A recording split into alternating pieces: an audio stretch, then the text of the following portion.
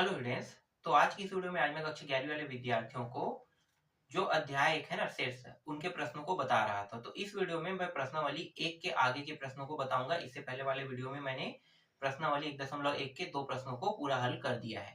अब इस वीडियो में मैं तीसरा से शुरू करने वाला हूँ। तो जो प्रश्न मैं अभी बताने वाला हूँ वो प्रश्न पहले पढ़ लेते हैं। ठीक है, यहाँ पे मैं पढ़ते जाऊंगा, आपको ब्लैक बोर्ड में दिखाई देने लगेगा सारे प्रश्न। तो निम्नलिखित समुच्चयों को समुच्चय निर्माण निर्माण रूप में लिखिए। और ये जो जितने भी यहाँ पे समुच्चय दिए हुए हैं ना, जिसे हम क्या कहते हैं रोस्टर, ये सभी के सभी रोस्टर रूप में है। और इन रोस्टर रूप को हमें क्या करना है, समुच्चय निर्माण रूप में लिखना है। तो कैसे लिखेंगे, तो पहले प्रश्नों को पढ़ लेते हैं। कितने प्रश्न है देखते हैं। पहला प्रश्न देखो 2 4 6 दिया हुआ है। दूसरा प्रश्न 5 10 125 625। तीसरा है 5 10 15। फिर अंतिम कितना है 100 है। चौथा 1/4 2/5 3/6 4/7 5/8 दिया हुआ है। फिर पांचवा 2 है। छठवा 0 है। सातवां 1/4 1/8 1/16 3/32 और 1/64 दिया हुआ है। फिर यहाँ पे आठवां है प्रोबेबिलिटी शब्द के सभी अक्षरों का समुच्चय है। और नौवां है -1 से +1।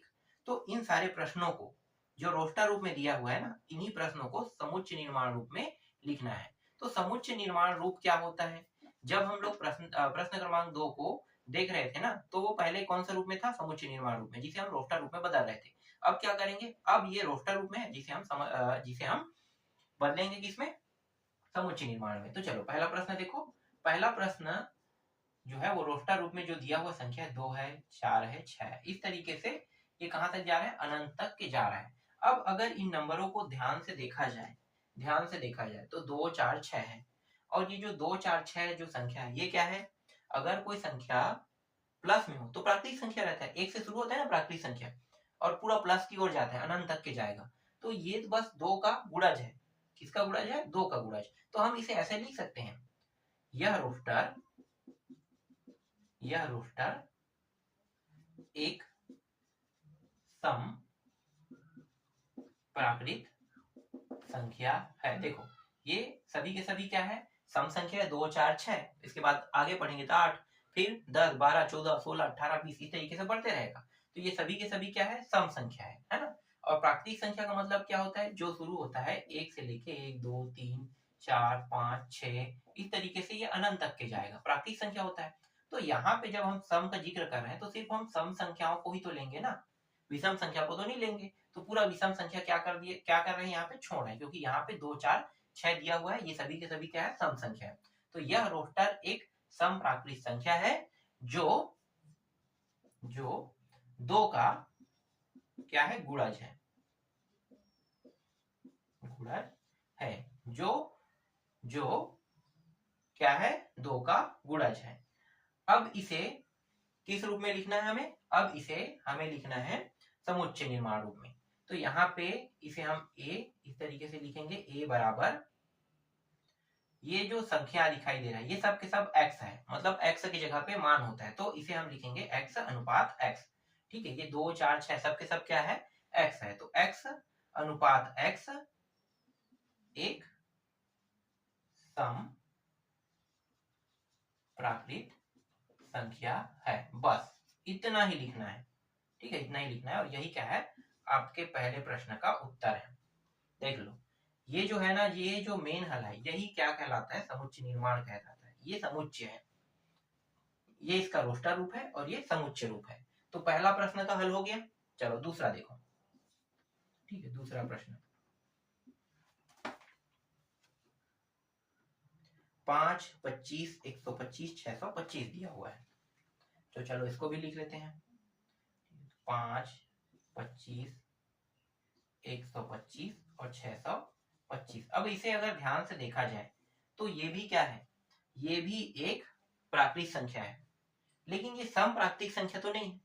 लेकिन हम इसे पूरी तरीके से विषम प्राकृतिक संख्या भी नहीं कह सकते, तो हम लोग इसे क्या कहेंगे, इसे सिर्फ एक प्राकृतिक संख्या कहेंगे, विषम भी नहीं कह सकते, क्योंकि विषम कहने पर हमें 1 की जरूरत पड़ेगा, 3 की, 5 की, है ना। तो 5 तो है, लेकिन ये 5 की क्या है, गुणज के रूप में, 5 के गुणज के रूप में है। तो हम इसे ऐसा नहीं कह सकते कि ये एक विषम प्राकृतिक संख्या है। तो हम क्या कहेंगे इसे, ये जो रोस्टर दिखाई दे रहा है, तो यहाँ पे लिखेंगे यह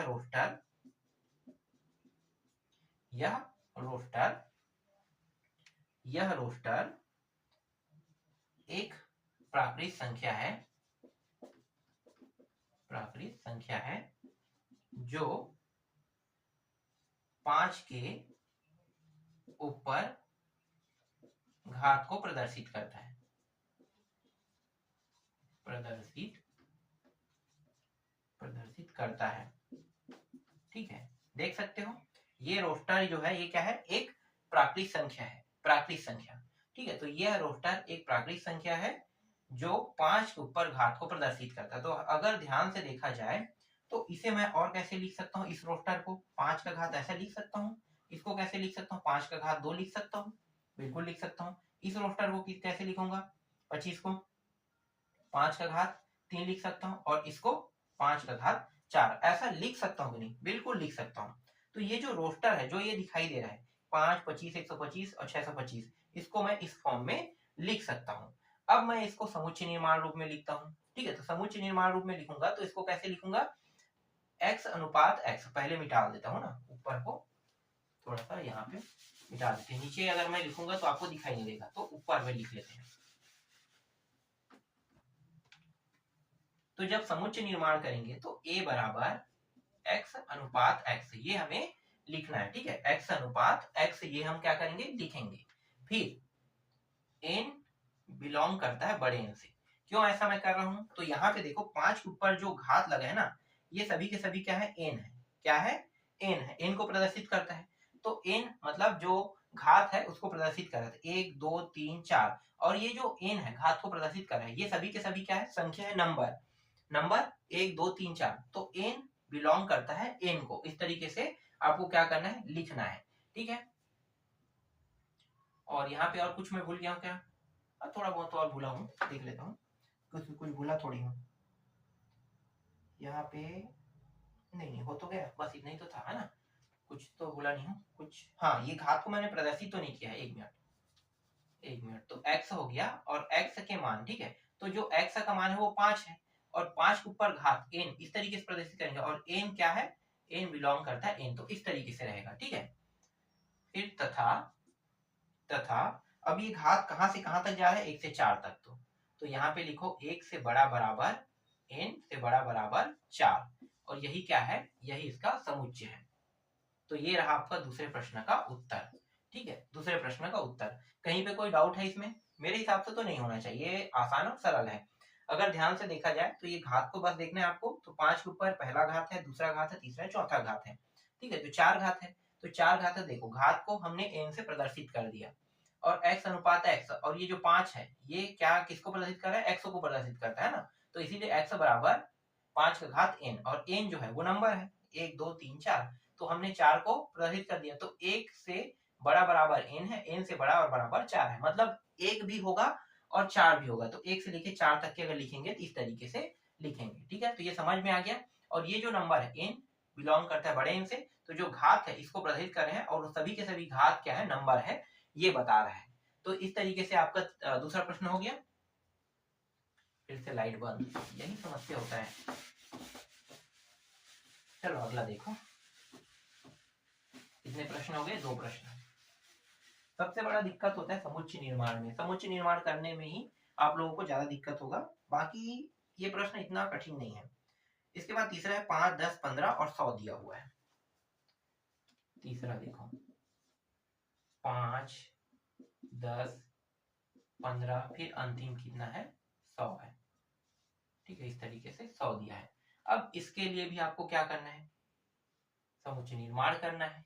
तो समुच्चय निर्माण करोगे तो क्या बताओगे, सबसे पहले इसको थोड़ा आसान कर लेते हैं। ठीक है, 5, फिर ये 5 गुड़ी 2, फिर 5 गुड़ी 3, फिर 5 गुणित कितना होगा, 20 बार में आता है ना, तो 5 गुणित 20, इस तरीके से। ठीक है, इसे हमने थोड़ा सा आसान कर लिया कि सभी के सभी में 5 आ रहा है, देखो, और 5 के साथ इसमें 2 का गुणा, इसमें 3 का गुणा, इसमें अंतिम वाले में 20 का गुणा है। तो ये आपको क्या दिखाई दे रहा है, यह रोस्टर, ये जो रोस्टर है इसमें क्या दिखाई दे, यह रोस्टर, रोस्टर, यह रोस्टर 5 के दुगने के बराबर है ना, मतलब 5 के गुणा से लिखोगे, यह रोस्टर, रोस्टर एक क्या है, प्राकृत संख्या है, संख्या है जो 5 का गुणज है। ठीक है, 5 का गुणज है। देख लो, 5 दूनी 10, 5 तिया 15, फिर आगे बढ़ते बढ़ते 100 तक जाएगा। कितने का गुणज हो जाएगा? 5 का गुणज है। अब इसे समुच्चय निर्माण रूप में लिखते हैं, तो a बराबर x अनुपात x बराबर, अब ध्यान दो यहाँ पे कितना है? 5 है ना, तो 5। अब 5 के साथ यहाँ पे कुछ नहीं, मतलब 1 का तो गुणा है ना, तो इसकी 1 को, ये जो नंबर है, ये जो दिखाई दे रहा है, ठीक है, ये सब के सब क्या है? n कहलाता है। तो n का इसके साथ गुणा, ठीक है, इस तरीके से n का गुणा हो जाएगा। फिर यहाँ पे बताएंगे कि भैया ये जो n गुणा है, ये सभी के सभी क्या है? नंबर को प्रदर्शित करता है। तो n बिलोंग करता है बड़े n के साथ। ये जितने भी यहाँ पे जो 1 2 3 से लेके 20 तक के आपको दिखाई दे रहा है, ये सभी के सभी क्या है? n के मान है ना। और ये जो n के मान है, ये कहाँ से लिया गया है? नंबर, संख्याओं से लिया गया है। तो बड़ा n जो है वो संख्या को प्रदर्शित करता है। तो इस तरीके से आपको लिखना है। फिर यहाँ पे तथा या और लिखो। फिर ये जो नंबर है इसको बताना पड़ेगा कि भाई 1 से बड़ा बराबर n और n से बड़ा बराबर 20, इस तरीके से। तो ये क्या है? आपका तीसरा प्रश्न है। तो तीसरा प्रश्न का जो हल है वो इस तरीके से बनेगा। तीसरा प्रश्न भी समझ में आया किस तरीके से रोस्टर को समुच्चय निर्माण में बनाया जाता है। इसके बाद चौथा प्रश्न देखो। ठीक है, चौथा प्रश्न, लाइट बंद हो चुका है, थोड़ा डार्क डार्क आपको दिखाई दे रहा होगा, लेकिन ये आसानी से आपको दिख रहा भी होगा, है ना। चलो, चौथा प्रश्न क्या है? 1/4, 2/5, 3/6, 4/7 और 5 यहाँ पे 8 दिया हुआ है। अब इसको हल करते हैं। तो चलो इसको हल करो। तो इसको कैसे हल करोगे? ठीक है, यहाँ पे मैं हर बार भुला जाता हूँ। जैसे यहाँ पे a आया तो पहले इसको a मान लेना। ठीक है, a मान लेना। यहाँ पे मैंने लिखना भूल गया था ना, तो हर बार क्या करना? a मानना। फिर अंतिम जब रोस्टर को जब समुच्चय निर्माण करोगे तो इस तरीके से a बराबर ये आ जाएगा। ठीक, तो यहाँ भी हम इसे a मान लेते हैं, a बराबर, और जो नंबर है उसको लिख लेते हैं 1/4। फिर 1/4 के बाद क्या है? 2/5, 2 है ना, ये है 2/5, फिर 3/6, 4/7 और ये 5/8, इस तरीके से नंबर दिया हुआ है। ठीक है, ये रोस्टर रूप में है। अब ये जो रोस्टर रूप में दिया हुआ है, इसका समुच्चय निर्माण करना है। तो कैसे करेंगे? तो पहले तो जानेंगे कि ये है क्या। ठीक है, पहले जानेंगे कि ये है क्या। तो अगर ध्यान से देखते हैं, ध्यान से देखें, तो ध्यान से देखने पर हमें ये पता चला है कि ये जो नंबर है, अपने जो अंश है ना, वो अंश के मान हर से सबका 3 कम है। सबका कितना कम है? 3 कम है। तो यहाँ पे लिखना है इस रोस्टर में, इस रोस्टर में अंश का मान हर से 3 कम है। ठीक है, देख लो 3 कम है। 4 में 1 घटाओ कितना आएगा? 3। 5 में 2 घटाओगे 3, 6 में 3 घटाओगे 3, 7 में 4 घटाओगे 3, 8 में 5 घटाओगे तो भी 3 आएगा। तो इसका मतलब ये है कि ये जो रोस्टर हम देख रहे हैं, इसमें अंश का मान हर से कितना कम है? 3 कम है। ठीक है, 3 कम है। अब बाकी जो है उसको मैं ऊपर हल कर देता हूं।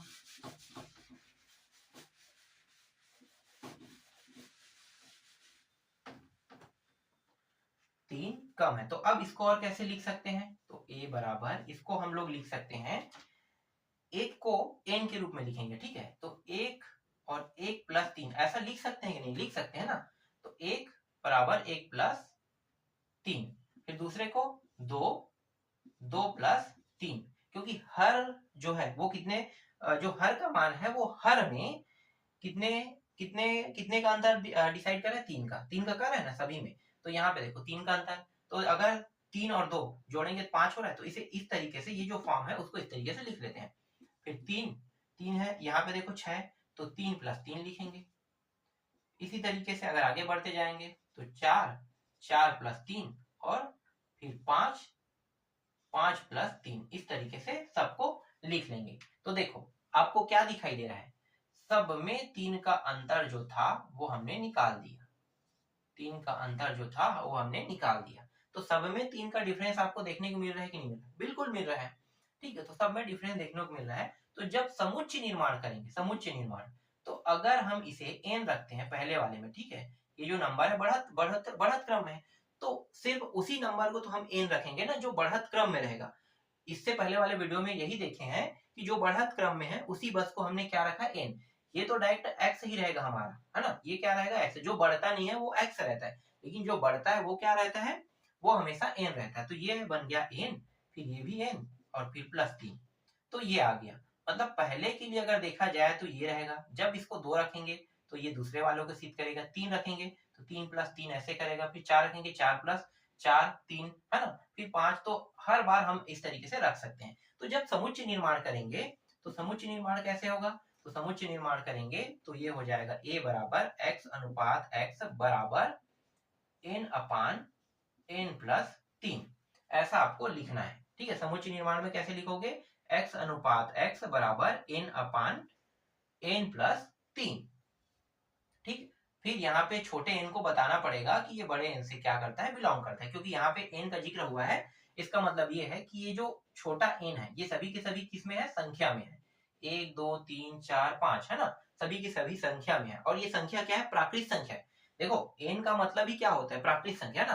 तो ये जो बड़ा n है वही बता रहा है कि भाई ये नंबर में मतलब प्राकृत संख्या में है, ठीक है। तो ये n बिलोंग करता है किसको, n को, हो गया। फिर और या तथा आप लिख सकते हो।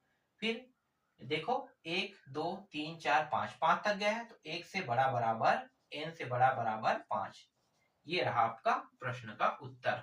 और ये 1 से 5 तक लिखे हैं, तो यहाँ पे बड़ा तो लिखते हैं फिर बराबर डाल रहे हैं। तो कई लोगों को कंफ्यूजन हो रहा होगा कि यहाँ पे हमने बराबर क्यों लिया है। तो बराबर लेने का मेरा यहाँ पे एक कारण है। देखो 1 को भी मैं ले रहा हूँ, है ना, तो 1 को ले रहा हूँ तो 1 से शुरू करके 5 तक जा रहा हूँ। तो भाई 1 को ले रहा हूँ तो 1 जो है वो सबसे पहले क्या होगा, n का बराबर आएगा। तो n के बराबर आ गया, तो 1 n के बराबर है और n से अब इसके जो मान है वो बढ़ रहे हैं, बता रहे हैं। एक पहले बराबर होगा, किससे बराबर होगा, पहले जो मान है n बराबर 1, मतलब पहली बार हमने 1 रखा, और n का जो मान है पहली बार 1 रखने के बाद जब हम आगे बढ़ेंगे तो हर बार ये जो मान है वो बढ़ते जाएगा। और कहां तक के बढ़ते जाएगा, 5 तक के। और 5 अंतिम बार रखेंगे तो 5 n का मान भी अंतिम बार भी बराबर होगा। तो बराबर होने के बाद अंतिम मान जो रहेगा वो 5 रहेगा, इससे ज्यादा नहीं बढ़ेगा। इसीलिए 1 से बड़ा बराबर n और n से बड़ा बराबर 5 यहाँ पे हमने लिया है। तो इस तरीके से ये प्रश्न भी आपका बन गया।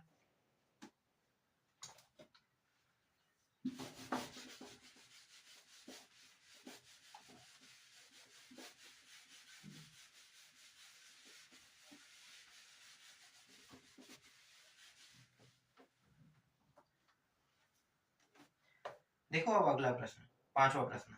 यहाँ पे सिर्फ 2 बस दिया हुआ है, पांचवा प्रश्न में सिर्फ 2। तो इसको सबसे पहले क्या करोगे, a मानोगे। a मान लिया। अब ये जो 2 है ये क्या है, एक अभाज्य संख्या है। तो सीधा लिख दो ना भाई, कुछ नहीं करेंगे, सीधा समुच्चय निर्माण करते हैं। तो a बराबर x अनुपात x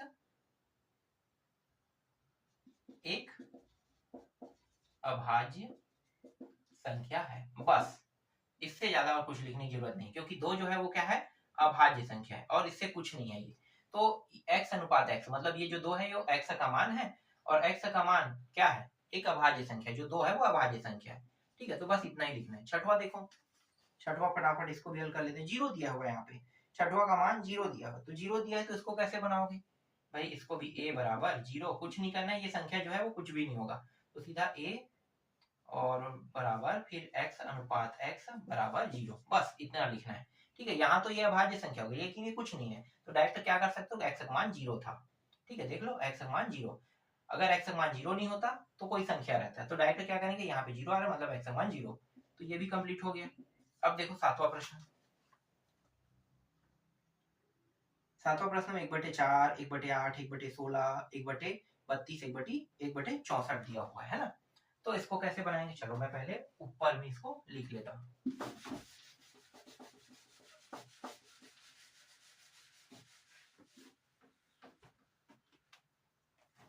क्या क्या है नंबर, 1/4, 1/8, फिर 8 दूनी 16 होता है ना, तो हर क्या है इसका दुगुना, 1/4 16, फिर हम 32, फिर 1/64, यहाँ तक के दिया हुआ है। इसे क्या मानेंगे, पहले a मान लेंगे। अब ये देखना है हमें कि ये जो लिखा हुआ है ये क्या कहना चाह रहा है। तो ध्यान से अगर देखते हैं तो ये जो है 1/4 को 2 का 2 घात में लिख सकता हूँ, बिल्कुल लिख सकते हैं। फिर इसको कैसे लिख सकते हैं, 2 का 3 घात। इसको कैसे लिख सकते हैं, 2 का 4 घात। इसको 2 का 5 घात और इसको 2 का 6 घात। ऐसा लिख सकते हैं नहीं, बिल्कुल लिख सकते हैं। ठीक है, तो अगर ध्यान से देखा जाए तो ये सभी के सभी क्या है, नीचे वाला मान तो x है और x के ऊपर जो घात लगा हुआ है ना, जो घात लगा हुआ है x के ऊपर, ये 2 3 4 5 6 तक के गया हुआ है। ठीक है, तो ये सभी के सभी क्या है, ये सभी के सभी नंबर को प्रदर्शित करता है। तो इसको कैसे लिखोगे, समुच्चय निर्माण रूप में। तो a बराबर x अनुपात x, फिर यहाँ पे कितना है, 2 है ना, बराबर 2, और इसके जो घात है 2 के घात। हाँ, एक चीज और है, यहाँ पे क्या है, 1/, में दिया हुआ है ना, तो 1/, तो यहाँ पे 1/, इस तरीके से।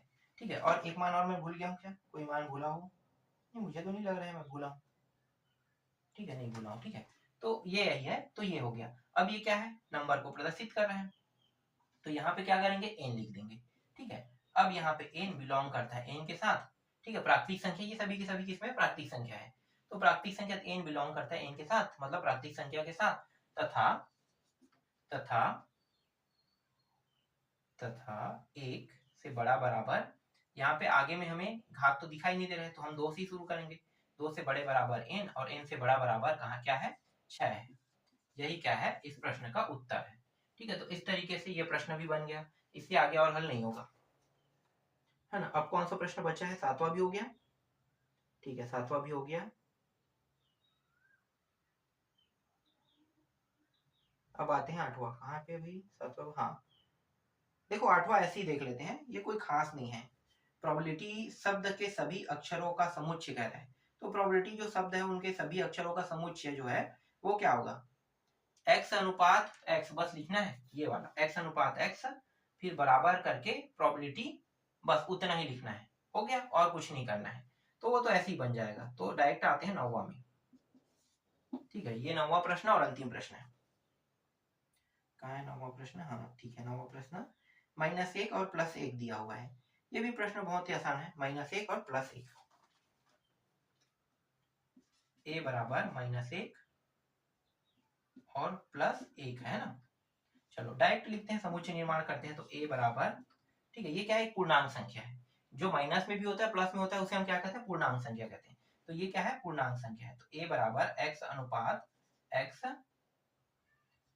एक क्या है, सीधा पूर्णांक संख्या है, बस इतना ही लिखना है, पूर्णांक संख्या है। ठीक है, पूर्णांक संख्या है, और कुछ लिखना है क्या, बस इतना ही तो है, पूर्णांक संख्या है, तथा ठीक है, लाइट आया, बहुत टाइम से लाइट नहीं आ रहा इसलिए फटाफट पढ़ा रहा था।